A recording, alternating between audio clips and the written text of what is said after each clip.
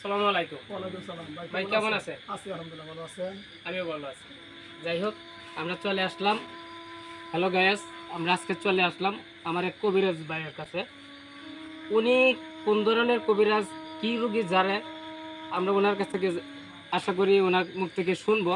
সকলে আমার কথাতেই শুনে যাবেন, সকলেই ভালো থাকবেন ইনশাল্লাহ। আপনি কতদিন যাবত এই রোগী জানতেছেন? আমি ভাই উনি এই রোগীর চিকিৎসা করতেছি 18 বছর ধরে। একটু কথাটা জুড়ে বলেন। আমি এই কবিরাজি করতেছি 18 বছর ধরে। এই পর্যন্ত আপনি 18 বছরে কতগুলো রোগী যাচ্ছেন অনুমানিক? আমি বহুত রোগীর কাজ করছি আলহামদুলিল্লাহ।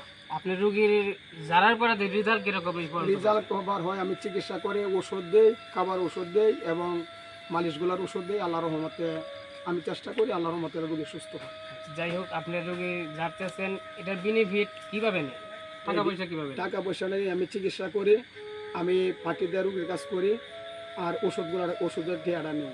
রোগী সুস্থ হলে আবহাওয়া আমার কাছে সব জায়গায় যান? সব জায়গায়, বাংলাদেশের যে কোনো জায়গা থেকে যোগাযোগ করলে আপনি যাবেন? যে কোনো জায়গায় আমি যোগাযোগ করলে যাবো।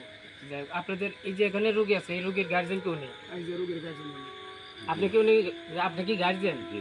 আচ্ছা, যাই হোক, আপনার রোগী কয়দিন ধরে যাচ্ছে? 3 দিন।